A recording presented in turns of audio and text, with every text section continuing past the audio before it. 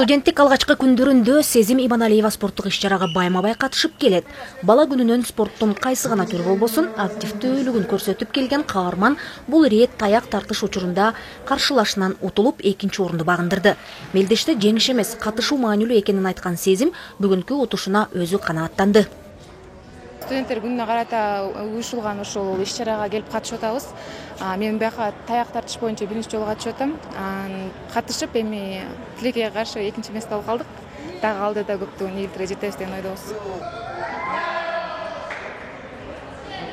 Жаштар жана студенттердин эл аралык күнүнө карата Кыргыз Республикасынын президентинин Нарын облусундагы ыйгарым укуктуу өкүлүнүн байгесине арналган жаштар арасындагы спорттук мелдешке 18 жаштан 35 жашка чейинки спорт сүйүүчүлөр катышты.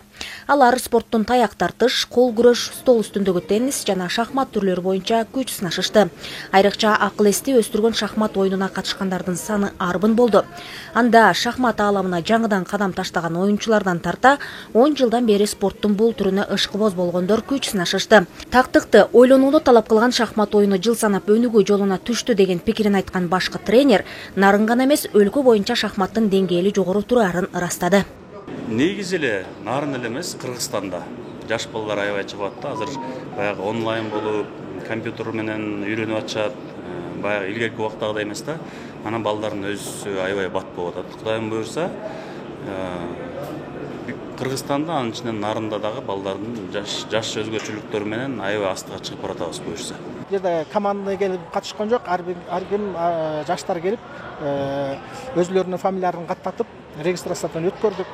Кол күрөш менен таяк тартышка салмактарын ченеп, ошол боюнча мелдешип туттук. Студенттер арасында Нарын мелдешинде биринчи орунду алган үчүн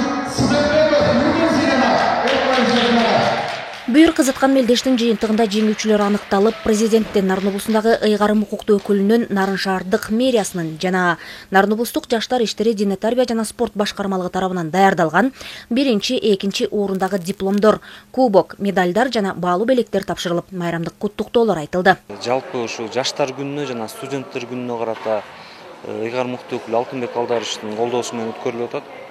16-17 ноябрь күндөрү деп белгилегенбиз. Бүгүнкү күнү спорттук иш-чаралар өткөрүлдү. 17 күнү дагы кечке чейинки программаларыбыз бар. Ошо 2 күн ошо жаштар жана студенттер үчүн иш-чаралар. Бардык каражаты жана башка колдоосунун бардыгы тең ошо ыйгарым укуктуу өкүл Алтынбек Алдарович тарабынан уюштурулуп, ошол киши тарабынан өткөрүлөт. Мындай спорттук иш-чаралар жаштарды пайдасыз иш менен алек болуудан оолактатып, сергек жашоого үндөп, арадагы ынтымакты бекемдөөгчү мыкты аянтча болот дешет уюштуруучулар. Нургүл Курманалиева, Бексултан Жолдошбеков, Нурсултан Болотбеков, Нарын шаары, жаңылыктар.